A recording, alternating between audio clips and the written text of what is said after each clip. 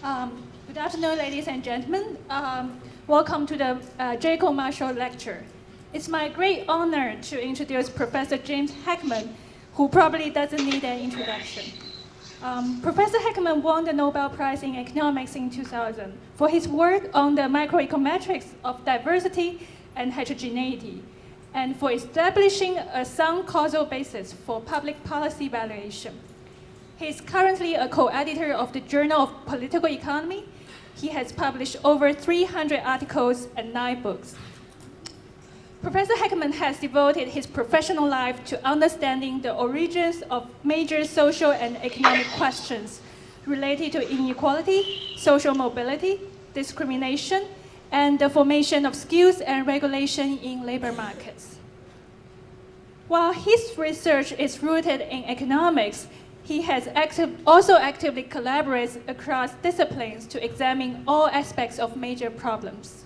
His work has influenced both the scholarly literature and the public policy. In May 2014, he launched the Center for the Economics of Human Development at the University of Chicago, a center dedicated to rigorous empirical research on the economic foundations of life cycle inequality. Last summer, I am very honored to have a chance to visit Heckman Center for 2 weeks. During my visits, we met almost every day for 3 to 4 hours, and our meeting often ended at midnight. I have never seen someone so enthusiastic about research, and he's always so energetic and can keep talking about research for hours. I'm stunned by how hardworking Jim is given his seniority and establishment. I'm also amazed by his keen intuition and fast reflexes. Not to mention that working with Jim is like working with a living Wikipedia, and he constantly try to push the research boundary one step forward. Without further delay, let's give a warm welcome to Professor Heckman.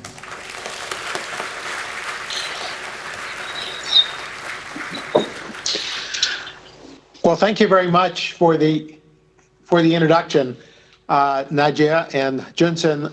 I'm very sorry not to be able to be in Hong Kong. I had definitely planned. Things took a very bad turn for my wife at the end of last week, and I just simply had to cancel. It's a great honor, however, to give this lecture, to be able to honor Jacob Marshak, who is the named who bears the name of this lecture that I've been invited to give. Marshak was a central but often forgotten figure in the development of modern quantitative economics. I'll give you his picture. He had a very exciting life, not only in terms of his intellectual development and his trajectory of ideas over his lifetime, but he was also involved intimately in the Russian Revolution and in founding a number of different institutes, including the Oxford Institute of Statistics in the 1930s, and then playing a fundamental role in the Coles Commission at the University of Chicago in the late 30s and early 40s. Marshak gave a number of basic ideas. His 1944 paper with Andrews is probably the first rigorous example of partial identification in econometrics. He was examining the work of Paul Douglas in trying to determine whether production functions, Cobb-Douglas production functions, were identified and under what conditions, if they weren't, you could still bound the parameters of the Cobb-Douglas production function.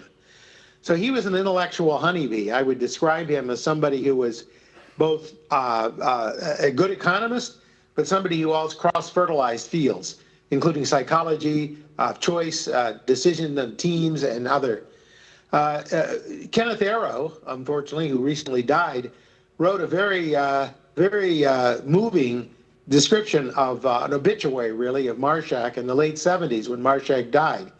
And he described Marshak's fundamental role in encouraging not only Arrow, but many other good people into economics and to try to build economics into a science. One paper of Marshak that I think is not sufficiently appreciated is a paper that he wrote in 1953 called Economic Measurements for Policy and Prediction. It was one of the studies of the Coles Commission here at Chicago, actually. And he laid out the foundation for economic policy analysis and why understanding the structural parameters of an economy would be very helpful in making economic decisions. And his key phrase, he starts the essay with this word, which I think is still timely, this phrase that knowledge is useful if it helps us to make the best decisions. He didn't say that's the only useful knowledge, but he did say that knowledge is useful if it helps to make the best decisions. So today I want to talk about something that I think is in the tradition of Marshak and economic analysis generally. But it's something that in some sense is very boring. And boring because it's got to do with cost-benefit analysis, which was a very hot topic maybe 50, 60 years ago. Jim Merles, of course, wrote a very famous essay on this long ago. And it was actually a central topic in economic analysis. People like Al Harberger, Otto Eckstein, and others were very actively engaged in doing cost-benefit analysis. And it was viewed then, and I think it still should be viewed now, as an adjunct to public policy decision-making. I think it's fallen out of favor in public finance as being a little bit dull and empirical in ways that I think maybe kind of work against economics as a real science. The science is a dull activity in many activities, in many manifestations. And I still think the idea of social opportunity cost is a relevant criterion. So what I want to do is go back to some of the aspects of cost-benefit analysis, but do so in a way that talks about life cycle programs, and in particular programs that have to do with investing in young children, investing in young people, and then trying to understand what the benefits are over the whole lifetime of those programs. And there are a lot of economic issues that I think Marshak would have been very welcome working on, would have appreciated economists working on. And I think it is something that is a very important, not only for public policy, but does pose a number of intellectual challenge. So what I want to really talk about today, in the spirit of Marshak, is using economics and econometrics to interpret and enhance the evidence from social experiments designed to evaluate the social efficiency of government programs. And so the idea of today's talk is to use experimental and non-experimental data, econometric methods, as well as economic theory, to supplement and expand what can be learned from social experiments. Now, I want to make a point. It's not the main point of the paper, but it's a point of the paper, that in a lot of the popular literature recently, there's been a discussion appearing to make a contrast between what are sometimes called causal models and what are sometimes called structural models. I think it's a mistake to make that kind of distinction. I think it shows a deep ignorance of what structural models are and what causal models really are. I think any good causal model is a structural model. And secondly, I'd like to argue, and I think it's very important for the advance of economics and for my talk in particular today, to understand that there's no particular form of data that's privileged. So I think what we're really important topic is to try to understand a question, which is how effective certain policies are. And so in doing so, I think it's important that we use all available data and all knowledge, the tools at our disposal to use the information from social experiments. So I would make a point, kind of apropos of a recent paper published in the Popular Journal, that I would say that people sometimes use the phrase that randomization is the gold standard of policy evaluation. It's a very naive statement unless it's supplemented with a lot of understanding of what the experiments can do and what they can't do. And so today, I think, and in any serious part of analysis of social experiments, it's useful to use multiple methodologies to examine all aspects of multifaceted social experiments. So here I'll give you a whimsical picture of what I'm trying to do today. It's the kind of blind man and the elephant image, although not quite appropriate. I think it's close enough. So the program I'm going to talk about the name is not so important. It's an early childhood program that's widely emulated around the world. But if you look at this program, it's like many social programs, it's multifaceted. And there are many aspects to it. Not only are the interventions multifaceted, but also the output from these programs. And so here in this whimsical schematic I've constructed, you can see that the different blind scientists, analysts looking at this elephant of a program, not a white elephant necessarily, is basically each one is sort of looking at some aspect of the program, but not really providing a full understanding. Each looking at a very narrow part of the program. That's very typical. Sometimes criticizing because of defects in terms of experimental substitution group, a bias, sometimes looking at the cost of the program, sometimes looking only at the fact that treatment effects are found only for certain groups of people. And what I want to try to do is come up with a more comprehensive image and to try to convince you at the end of the talk that this is a better picture of the blind man. Notice the blinders have been removed here, and I think when we start using multiple approaches and expand on the available experimental data, we get a much clearer picture that this program is effective. That's interesting by itself, but also it's interesting how we reach that conclusion, and that's what I want to talk about today. So I want to try to present a framework for benefit cost analysis, but looking at what I think would be best described as human capital programs. Programs that are basically building lifetime skills in answering the question, do these programs compete favorably with other investment projects? So what are the empirical challenges? The empirical challenges are that we have a program that we evaluate over part of the life cycle. We need to actually try to project forward, and there's a real set of questions about how we do that in the most effective way. So there's a multiplicity of outcomes over the life cycle. We have partial life cycles, and we also need metrics for evaluating the multiple outcomes. We need to think of ways to monetize both market benefits, we can measure income, but aspects of these programs include crime, health, special education, and programs that, features of programs that get us into the question of non-monetary evaluations. We also face an issue because there's so many different components of this program of standard statistical issues of multiple hypothesis testing, recognizing that in some cases there are hundreds of hypotheses, hundreds of outcomes, treatment effects, and if we selectively pick one or two hypotheses out of a whole bucket of hundreds of such hypotheses, we obviously are going to bias the p-values and the inference from such a procedure. But also a major topic of today is considering how to extrapolate the multiple benefits of these programs over the life cycles of agents. The data that I have are very long-term follow-up. This is an early childhood program starting at age basically 8 weeks of age through 8 years of age, and then the people are followed through age 35. Very extensive follow-up, randomized trial, very, very long-term follow-up. But obviously 35 is still a relatively short period in the life cycle. There are many other years to have and many other benefits. And how we might go forward in predicting and extrapolating those benefits is the talk, one aspect, important aspect of my talk. And I also want to talk about control group substitution. This is the sense in which, and this is something that gets frequently ignored by the advocates saying about randomization as a gold standard, that in fact, many modern studies now, most of these programs that are being evaluated experimentally are one of a kind, but there are many other competing programs that constitute substitutes. And so we have to really carefully understand what counterfactual is being identified. And that turns out, instead of being a problem in this study, to being a real benefit. So let me just try to announce what I want to try to announce today, what the contributions of this analysis would be. I want to try to talk about economically interpretable treatment effects, embedding this analysis into a life cycle model using economic theory, and then in response to some recent efforts to kind of revive cost-benefit analysis, show some of the dangers of using casual projection and extrapolation methods. But another feature of what I want to talk about today is the robustness. I mean, any kind of study of this type involves judgments.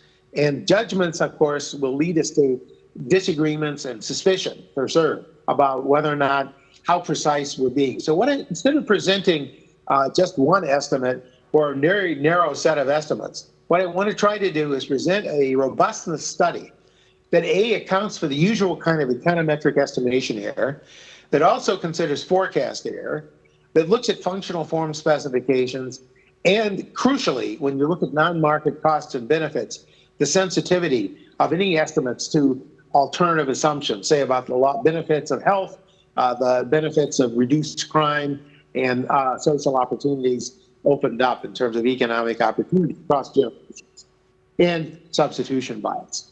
So what do we find? Let me just give you a finding and then go through the methodology and how I try to reach that finding. First of all, in terms of an overview, this program, which is a very early childhood, very intensive early childhood program, starting at 8 weeks and going through 8 years of age, mostly concentrated 0 to 5 years of age, has very substantial benefits on the health, the quality of life, and the earnings of participants, reducing crime, promoting education, and subsidizing the child care of mothers, and enabling mothers not only to work and to provide resources for their families in the future, but to get education.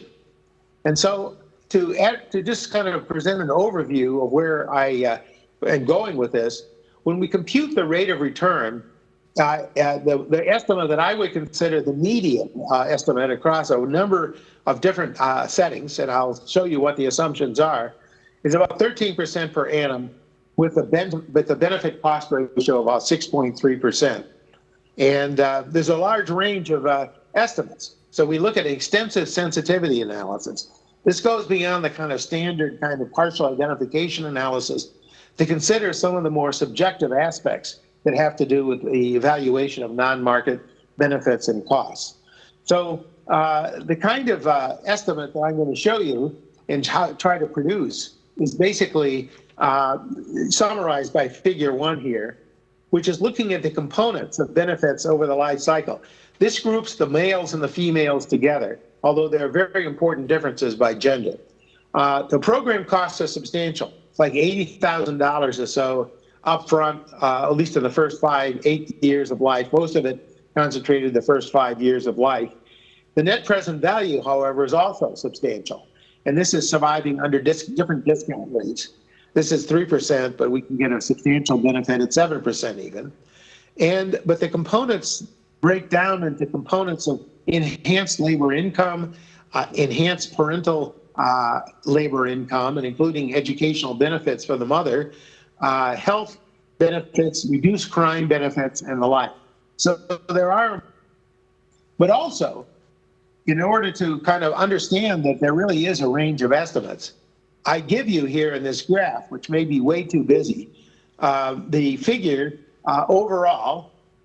You can see this pooled figure is this dashed line, these dashed lines of what the range of estimates would be for the benefit cost ratio under a variety of different assumptions on not only statistical estimation error, but on the components of the non-market costs and benefits.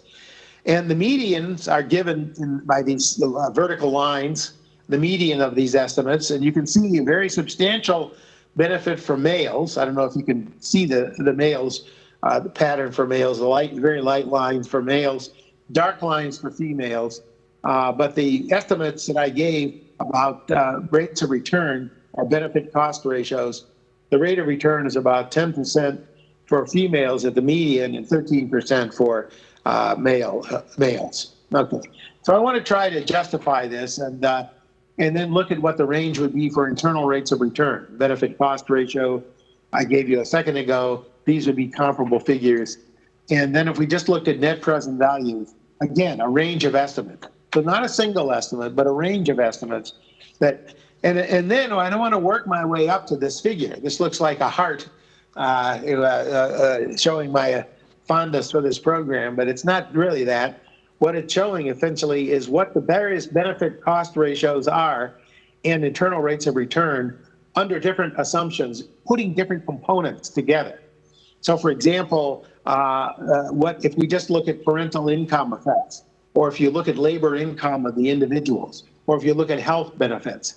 This is kind of a super Venn diagram where we can see different components and what the rates of return are and what the benefit cost ratios are under alternative assumptions.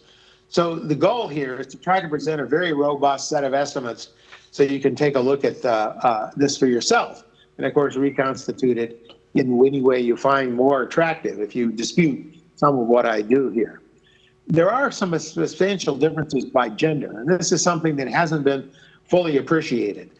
On a series of recent studies have found that these programs, at least in an American context, have been far more beneficial for boys than for girls.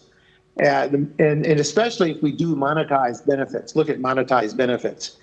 And these come primarily in quality adjusted years of life, prolonged health, child care for mothers, crime, earnings gains, education, and the like.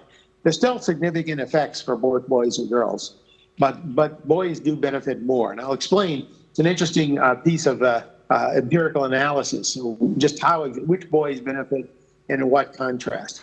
So what's the program I'm going to analyze?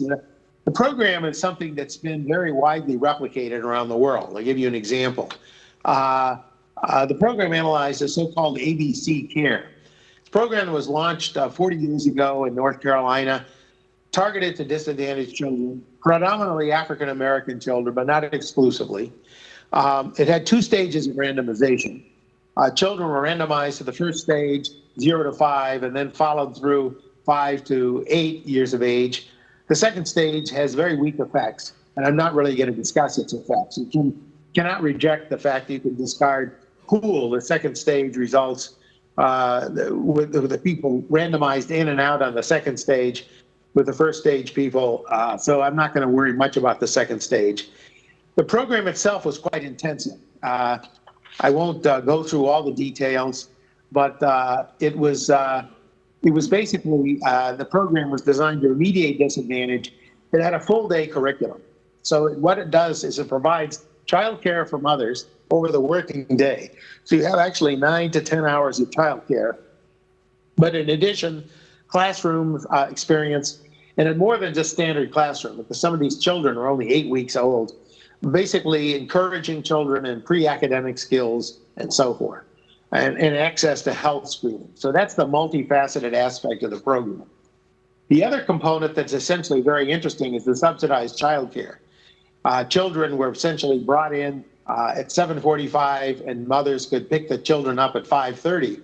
And so it did offer basically reduced cost of childcare, and it did subsidize the childcare, and it did promote female earnings. It did promote work experience, and it did promote their educational attainment. So these are benefits. And this is not just some 40-year-old program. This is a program that's actually being put in place today around the world. It's been a number of programs have been cloned from it. There's so-called Educare program in the United States. There are 20 sites in the U.S. There are programs active in Canada, in Australia. So there are programs around the world. So the basic prototype for this program has spun out. And so our analysis today is relevant for the evaluation of these other programs, although few of them have been evaluated far out as this program. So I won't go through all the great details. The treatment and control groups are very small, relatively speaking, relatively small. This got a whole issue, which we worked on in previous questioning, using small sample based inference, correcting the various statistical challenges. But what we found in a paper we published in Science a few years ago was that in analyzing the treatment effects, and even in analyzing things like cost benefit and internal rate of return, nonlinear statistics, that the asymptotic theory is valid. There is attrition, and so we are using standard methods here, which is essentially a matching type method, or a conditional independence method, going back to Horvitz and Thompson some 60 years ago. One interesting feature of the program, though, is a revealed preference analysis. Virtually all people who were offered the treatment accepted it, and this is kind of going to play a useful role in understanding. Non-compliance was simply not an issue for the treatment arm. It was universally accepted, and I think this was quite interesting. There was attrition, but it had to do more with depth and the mobility of the parents. It had nothing to do, or very little to do, with some dissatisfaction with the program. So this is the panel data structure that I'm going to face today. There's a treatment period going from 0 to A bar. There's a follow-up period from A bar up to A star. And then there's the remainder of the life cycle where these benefits accrue. So, well, we're going to discount those. Maybe, but some of these programs, like in health, do materialize substantially later in life. Not in crime, but health for sure. So what I want to do is just point out what I said already, that individuals eligible to participate in the program more or less did. if given the opportunity. But people were chosen to be part of the program based on known observables, namely a so-called a high-risk index, which we can measure. And so, again, without getting into the details, let me just give you some very trivial notation. We can think of W equals 1 if the parents want to participate in the program. R equals 1 indicates the child's randomized into the program. So it's a binary variable initially here. We'll see it's a little more complicated than this. And participation is basically just the product of D is equal to R times W. So it's basically very, very simple. All eligible families, given the option, chose to take the program. There was full compliance with the randomization. So if you're randomized into the program, you take it.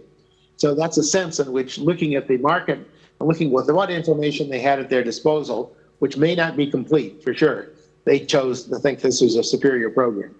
So what's interesting is that interpretively, we can interpret the treatment effects generated by the experiment as average treatment effects, at least for the population of people who are eligible. And so it's like a form of treatment on the treated. And I want to then just talk about, okay, here we have the standard notion that a vector of treatment effects, outcome vectors of treatment effects, and outcome vectors without treatment. Now, an interesting feature of the program, though, is that the control group had substitutes. This was already in the 1970s in the United States, and there were, for example, Head Start programs and other programs. Although the Head Start program was just getting going, a lot of other programs were being placed by churches, various kinds of private groups, as well as government entities. And so this graph essentially shows the take-up, months in alternative preschools over the course by the control group. And there is a substantial take-up. It starts more at age 3 of the kids, but it definitely is something that starts. There is a core of individuals who never go into the program, however, and this is useful. So there are 2 stages. There's the experimental stage, and then there's the non-experimental stage where we look at the control group and we say, okay, some of these people chose to go in the program, some alternative program, some didn't. That turns out to generate some interesting statistics. Now, if we took the standard kind of, causal analysis or treatment effect mentality, we'd say, oh, there's a threat to validity. We have to wring our hands and say this is a problem that we need to avoid. I want to argue, no, it's a potential source of information, and I'll show you what it is. So, however, I will say, since the sample size is barely over 100, it is 100, sounds very small, but we're going to supplement this family, this by many ways, you'll see, using empirical Bayes methods. Sample sizes, so one argument that people would make is say sample sizes are too small to make credible estimates. I think that's not true, but I think it is the case that the sample size is small enough that it's very difficult to come up with an analysis by exposure. So we have to use a rough cut on what the exposure is among the control group. And so here I'm simply looking at one cut, and we have experiments with a number of other cuts, which give us more or less the same implication over a plausible range, namely children who are exclusively in home care and those who are in child care at any time. So this taken as a binary. It actually should be treated much more as a continuous variable, but data limitations prevent me from doing that. So here's the setup. So we have basically some exposure. And so here, V equals 1 would be some exposure in some alternative outside the home. This is now all among the control group. And V equals 0 for those who stay at home. And then the outcome is going to be basically a mixture, to use a kind of quant switching regression, which is in equation 1. And so out of this, what can we get? So we have then, of course, among the controls, some stay at home the whole time, some stay at home part of the time. We have some estimates looking at what the exposure links are, but again, there isn't a lot of precision and very fine tuning in that regard. So I'm going to ignore that for the rest of the talk. I'm not going to ignore, there is a hardcore group who stay at home, but obviously they're not randomly selected, and we need to care for that, and we do account for that using multiple methodologies. So what are the parameters that we estimate? Well, the parameters we estimate, well, first of all, it's the usual late type parameter, the effect of the program compared to the next best. And the next best could either be staying at home or getting one of these other options that were available at site where the experiment was conducted. And that's a standard parameter. It's interesting in the sense if you're interested in looking at treatment versus the next best, and assuming this alternative configuration is what is going to be policy relevant in the future, parameter 2 here could be quite relevant. However, it's also interesting, I think, to look at 2 other parameters. And this is something that involves some non-experimental mixture added to the experiment, namely the counterfactual of saying, well, suppose that you basically stayed at home. That's what this counterfactual 3 is. What would be the effect? Or suppose you attend an alternative preschool. And then this involves some mixture and some use of non-experimental methods.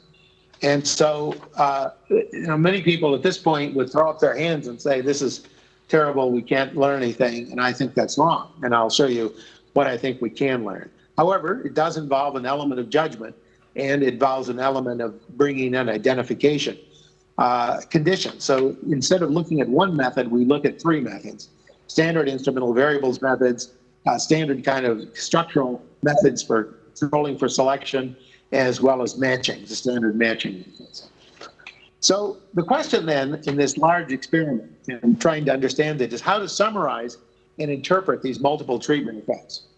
And there are many ways to do this, and that's why my image of the blind man and the elephant, or not necessarily blind man, but the interpreter coming in with one set of tools. There are many approaches that can be taken. In this particular paper, we take 4 approaches. And what we do is basically a more standard approach to say, okay, we have a huge block of hypotheses. What we can do is do multiple hypothesis testing, step down, multiple hypothesis testing, Shake and Romano, and other developments, Romano and Wolf, to try to understand exactly what treatment effects in which category survive the adjustment for multiple hypothesis testing, the fact that we really have an order statistic here. A second is to summarize blocks of outcomes like health, crime, earnings, by forming factors or principal components, and testing either stochastic dominance or just looking at means across the category. That's a second way. A third way, which we also utilize, is forming combining functions.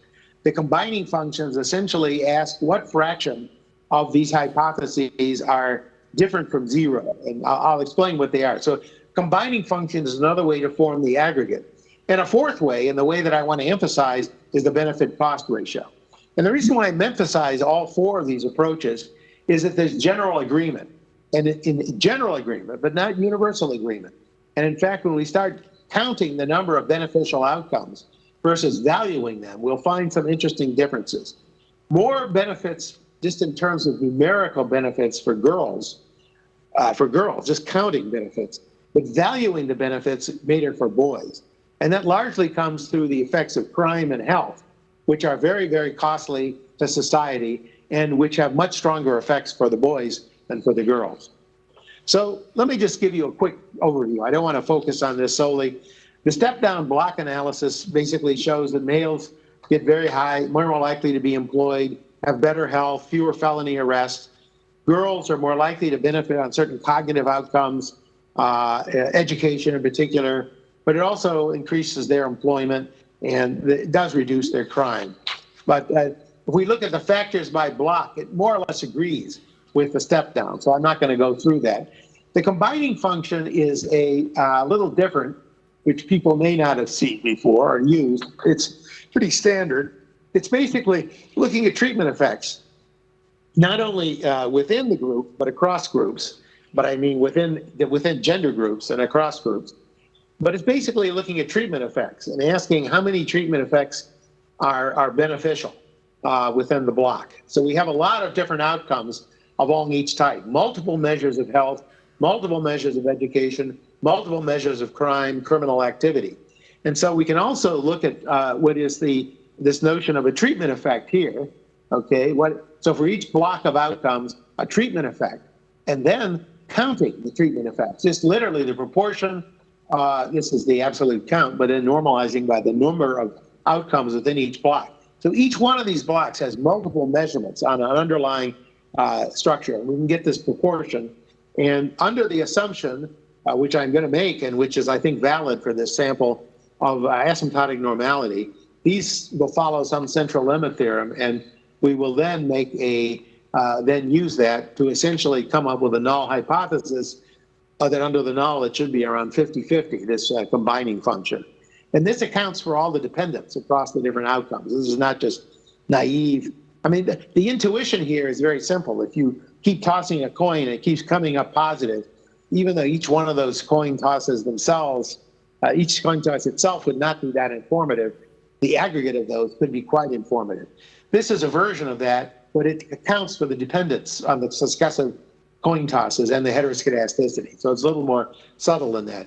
And you can count not only those counts that are positive, but also those that survive statistical significance, if you wish. So that gives you several other methods.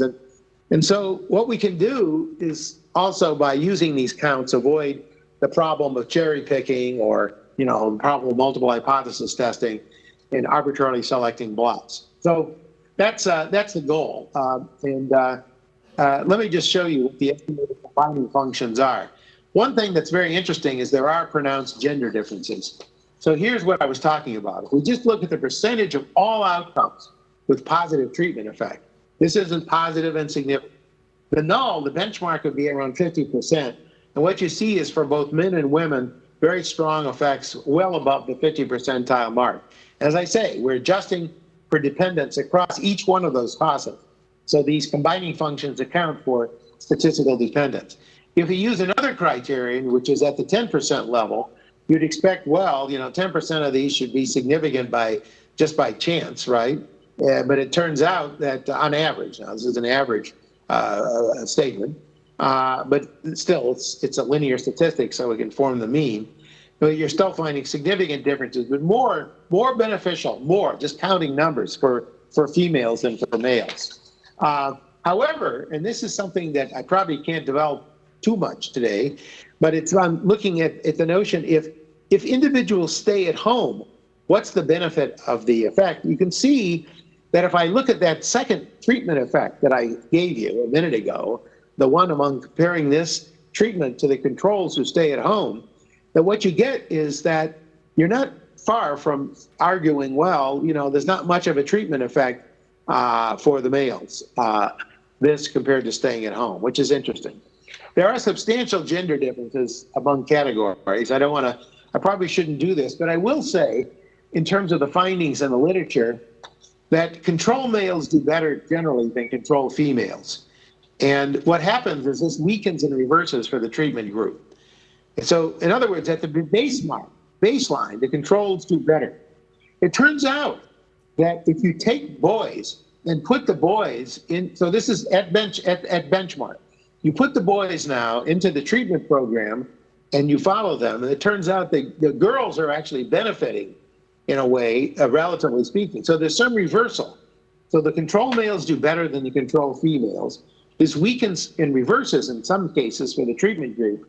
And it's weak or non-existent benefits for staying at home for boys. Now, this helps explain a phenomenon in the literature. It's more of a footnote comment, but it's an interesting one.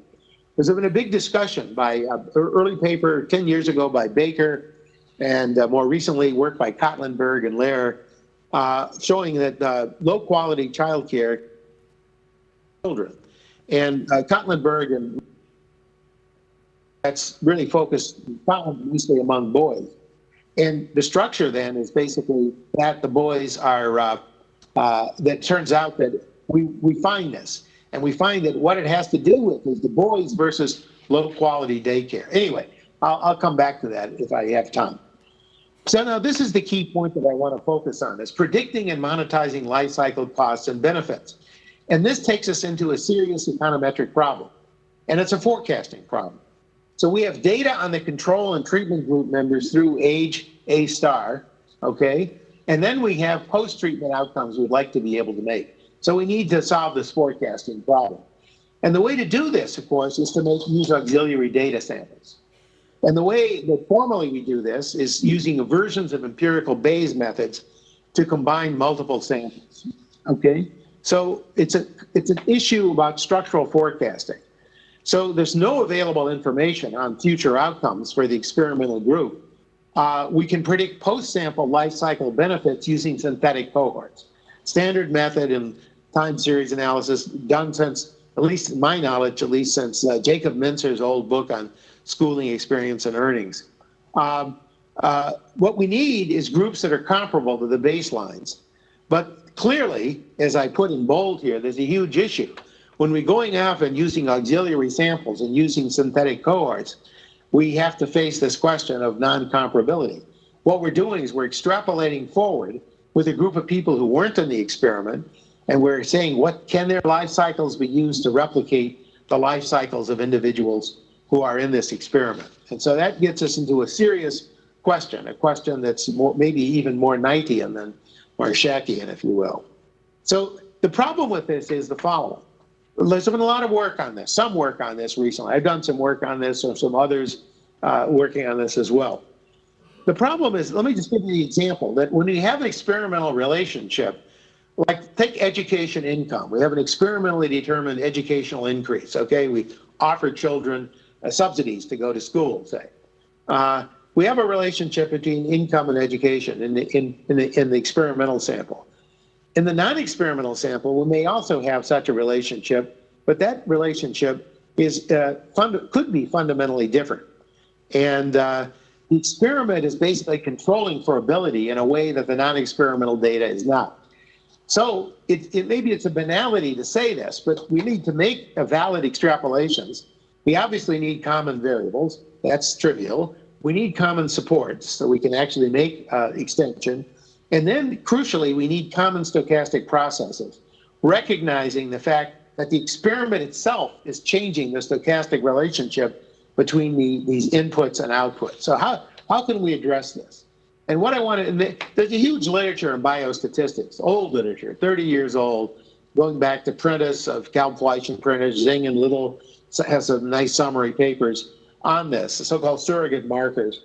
But that literature basically is just making very, very strong assumptions and not recognizing, not using really the economic theory. So what I want to try to do today is kind of extend that analysis as to how we forecast to non-treated samples. And I want to start with the analysis of paper I published a few years ago in the AER, which was looking at the mechanisms generating treatment effects in these experiments. And the key notion and the key assumption, which we found in that earlier paper and we find in this data here, is the treatment effect on outcomes operates through its effects on inputs. So we're thinking about this as a production function relationship, kind of like Marshak and Andrews, I guess, in some ways. But now thinking about the inputs, the experimental inputs are changed. They produce outputs in terms of earnings, adult crime, health, and so forth. And so the analytical framework, let me just skip to it since I'm running low on time, is a very simple causal model. Basically, think about this as treatment and control. But if you look at this equation at the bottom, equation 7, what you'll see is basically outcomes now written for groups in both the primary experimental sample and equations for people in the non-experimental sample. And the inputs into that would be XD. These aren't necessarily exogenous variables. These could be variables that were created by the experiment, say boosted IQ, changed ability, changed motivation, more education, and so forth and so on, and an outcome like earnings and so forth. So we have then multiple samples, experimental and non-experimental, E and N, and we have multiple inputs. We have the baseline variables BK, and then the XDK would include variables, could include variables that are caused by treatment. So this is the notion. But to go back to Marshak and the Coles group, this phi D would be a structural parameter. That's why when we talk about experiments and using experiments, structural theory still plays a very powerful role.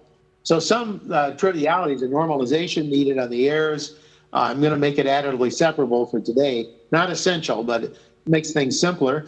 And there may be different predictors. But the crucial thing is that X could well be endogenous. In fact, we think it would be. And so the outcome would then be these structural equations and as well as inputs that are themselves could be caused by the program. So what will we do? I guess I'm running low on time, so I have to, how much time do I have? 15 minutes, okay. So let me sprint through the rest of this thing. So that just set up. Some of these things are obvious, so I'm not going to go through that in any great detail. But for example, age period and cohort effects. Clearly, that's an issue. It's a non-trivial issue. And in doing the sensitivity analysis, we're recognizing for health effects, like in the U.S., forecasting healthcare changes, really very difficult business and interesting business, but one that's essential to come up with credible estimates. Part of the range that I showed you before was reflecting the range of that, the range also in cohort effects for earnings and so forth and so on. So again, the first assumption one would make, and I won't go through all the notation, is really the alignment of cohort and time effects. That doesn't mean the complete absence. It just means that we are lucky or we are careful in selecting cohorts that give us essentially the same. But these are some testable propositions, at least over the interval. I'll show you what they are. The support condition, I think, is pretty obvious. Namely, we do want to be able to take forward the group in the experiment and project it forward. And so we need support in our auxiliary samples. And then we can go back to the conditions for validity. And this is what the standard statistical literature is saying. This is Prentice and Zing and Little and so forth. Would basically be assuming, okay, we have these two groups, treatment group and control group. We're basically saying that in the experimental and non-experimental samples, we're going to have the joint distributions, not only in the present period, but in the future period, would be overlapping. That's a strong condition. I don't think it really would hold in general. We don't need that. We can get a weaker assumption, which is basically aversion in terms of means, if our purpose is only to compute benefit cost ratios or to solve equations involving internal rates of return. So we could get by with a weaker condition. Obviously, the condition all we really need is that the treatment groups are equal, not that the levels in the treatment and control groups are equal. If we stop, though, with 2, which is where I'm going to stop, more or less, in terms of the analysis, this gives us a whole series of testable hypotheses and so forth. So I think one should understand also that exogeneity is probably not going to be part of it. We think the experiment is changing the X. We think that these are endogenous objects, these structural functions, and we need to worry about endogeneity. It's a convenience, but not a necessity. So a sufficient condition would be exogeneity in both samples. And we're going to test for that and show you some fact that it's not far off the mark, which is somewhat surprising in this particular study. That's not a general statement, obviously, but it's not essential to what we're doing. And we do allow for endogeneity. We do test for it. And actually, we reject, in a number of different specifications and a number of different approaches, reject the endogeneity as being essential. So as being an essential feature of our data in this particular case. So let me the key notion, and this takes us back to Marshak and to Frisch and to Hurwitz, the people who helped create this notion. The structural invariance that can allow us to make the forecast is going to be that the treatment effects are operating through invariant production functions. So what we're doing is saying, the way we get treatment effects is we change the inputs, the X, and those X then, which we can measure, go forward and we can use that. So this is a very strong assumption, 15, there's structural invariance. There's a good reason, and it depends on the wealth or the strength of the data, there could be that a lot of unobservables, they would change in ways that we can't really get our hands on. But I would argue that, in fact, in this particular case, and I think in other cases we found for other studies of this type, that the structural invariance plays a role. And so just to summarize, we need the notions of structural functions evaluated at the same arguments have identical values for treatment and controls. Structural relationships are identical in the experimental and auxiliary samples, and this requires common inputs, common supports, and common stochastic structure. And there are a series of tests that we can do. Now, obviously, we can't go out and sample beyond A star, but we can do these tests. We do, and we do not reject. That we can look at the alignment conditional on the X, treatment and control groups, okay? So we can then look, for example, in the experimental group, which is on the left-hand side of the equation, the non-experimental group on the right-hand side, we can test that. We can also test the alignment of predicted and within sample treatment effects. So that if we look only, for example, at the treatment effects within the experimental sample and then the treatment effects that we generate through assuming structural invariance, 17 is a testable hypothesis as well, which is different from 16. And then we also have within the experiment that the adjusted treatment and control groups are equated. And we do find that. That's a simpler version. So what we do in this paper is we test all three of these, and we do not reject any of them. So 10 minutes, okay. So let me just give you an idea. Since I'm running low on time, I want to show you the fruits of this labor. The income profiles are actually quite closely matched, especially for females, a little less so for males, but actually you can't reject equality. So we have a number of different tests of looking at comparison groups and so forth. There's yet a final test. Oops, I jumped out of this. There's yet another test, which is basically, let me just skip to that, implementation of a 5-step procedure. I won't have time to do this. This gives you an idea of the kind of forecast that we're able to come up with, which looks a little strange, but actually is not. This is a low-income population. It's very consistent with work by Tabor and Gladden, by Blundell, and others for life cycle profiles. And we do see a difference between the treatment and control group predictions and over the sample where they two are together, then obviously we can test it. But the forecasts are consistent, at least with other studies. There's one final test, though, that we do use. We test for and reject exogeneity. We don't reject exogeneity, sorry. We test for endogeneity. We test for exogeneity, and we do not reject them all.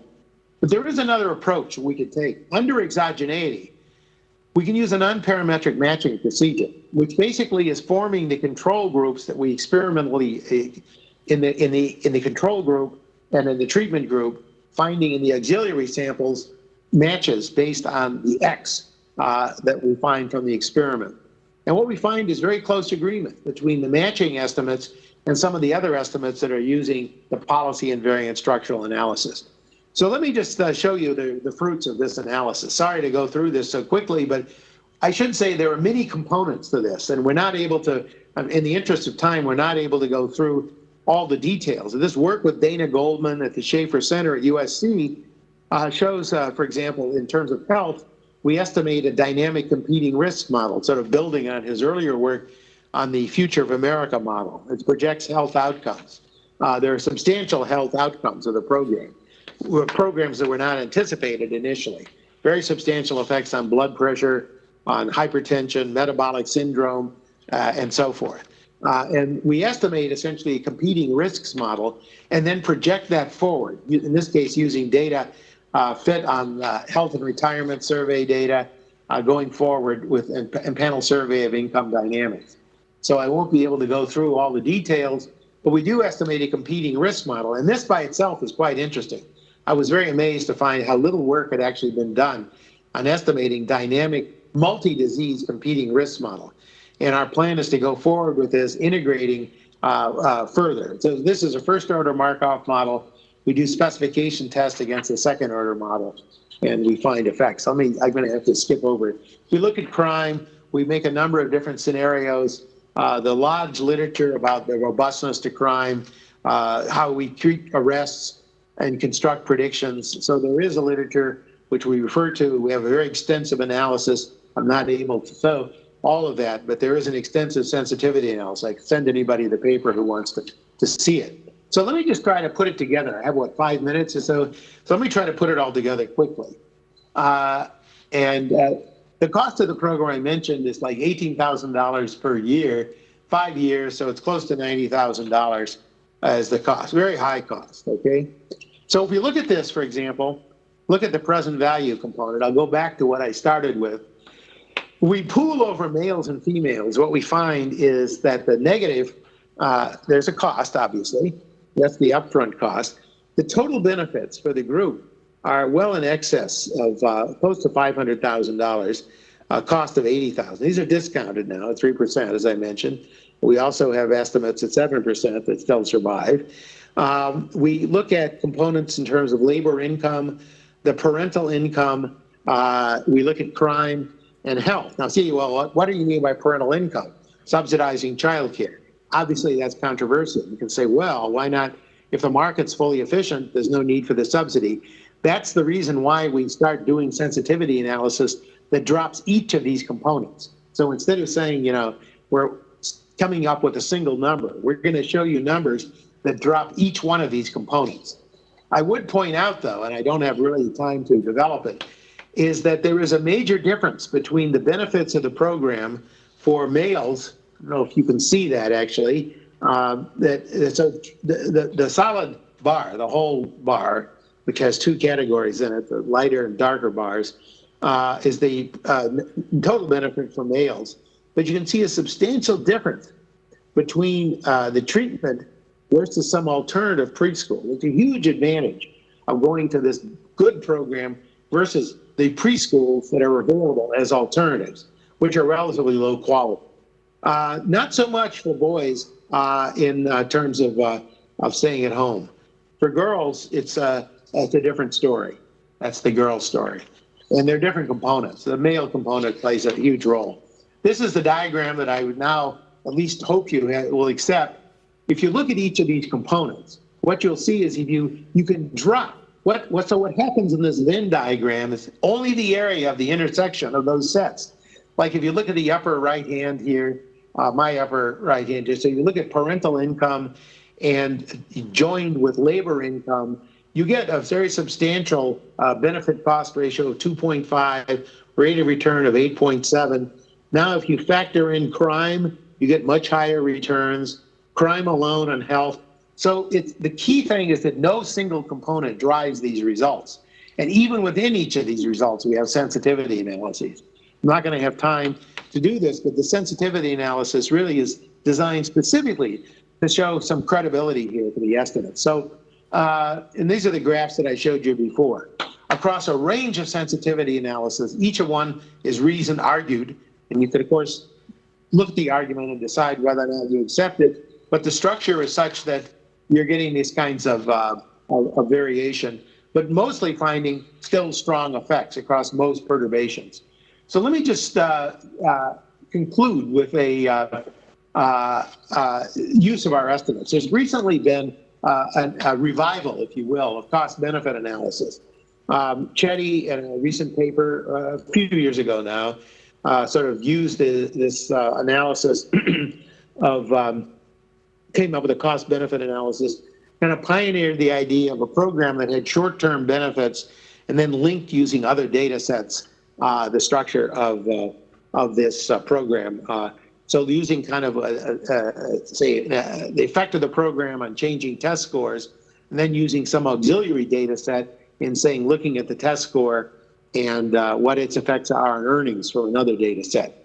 A lot of issues with that because in applying it to this kind of population, you might violate support conditions. You use a general population, it's not really going to be very applicable to these poorer populations, which do have somewhat different life cycle trajectory.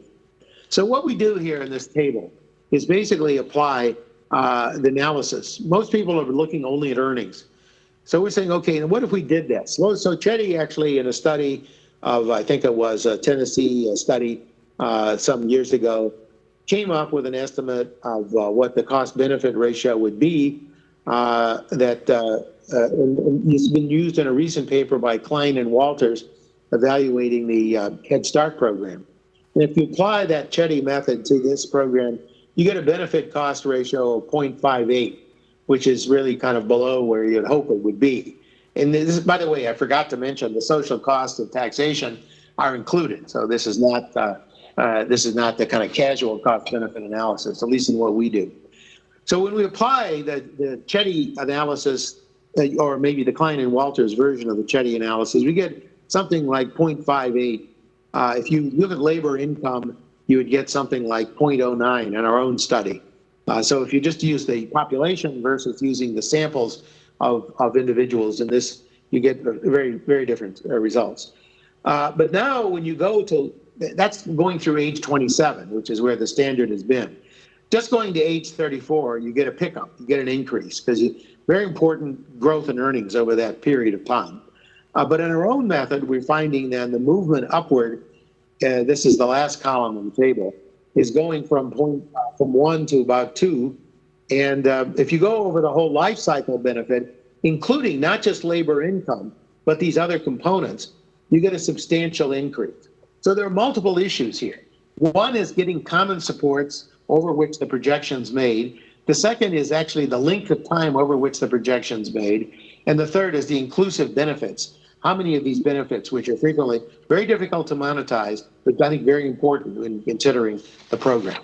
And so you can see then, we're just plotting what the benefit cost ratios would be if you use kind of methods that have been starting to become standard, and stopping at age 27 or age 30, you get a very different picture than you would if you actually go forward in the way that we have. So let me just conclude then. I won't, we just summarize what I've done. And what we've done is we analyzed an influential study. So cost-benefit analysis, however boring it may seem, and it's very tedious, there's no question, a lot of empirical detail, some very interesting analytical challenges which are related to the forecasting problem and pooling data.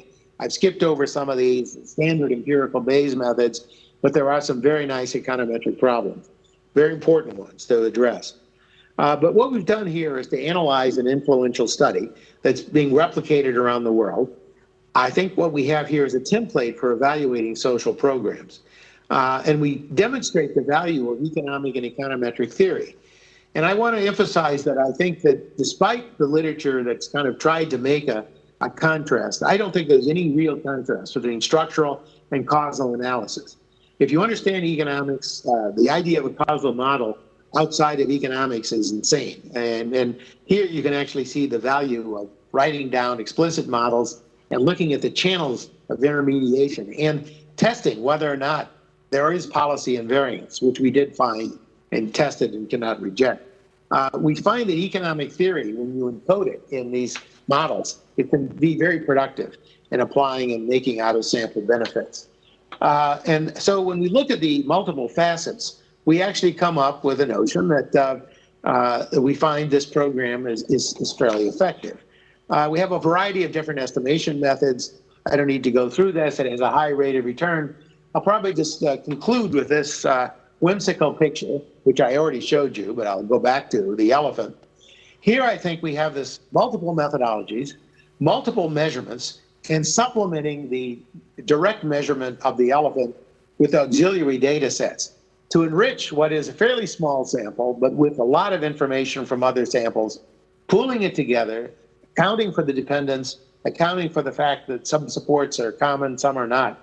I think we can reach a conclusion on this particular program that the ABC Care program is effective. But the more general point is this Martha point, I think, which is that the application of economic theory and econometric theory to the analysis of the social experiment, it's not a contrast of an either or, you know, experimental versus structural. Many people just grading some exams a few weeks ago, and many people define structural as parametric and arbitrary and so forth. I mean, this is just not true. I mean, the fact of the matter is that structural is policy invariant. We have non-parametric versions of structural models. But the idea of a contrast is not useful. I think what's helpful is to use the tools of structural analysis, to combine them with the tools of the social experiment, and then to get a richer understanding of these programs. So thank you very much for your attention, and my apologies for not being there with you today. I would dearly love to be there. Thank you very much.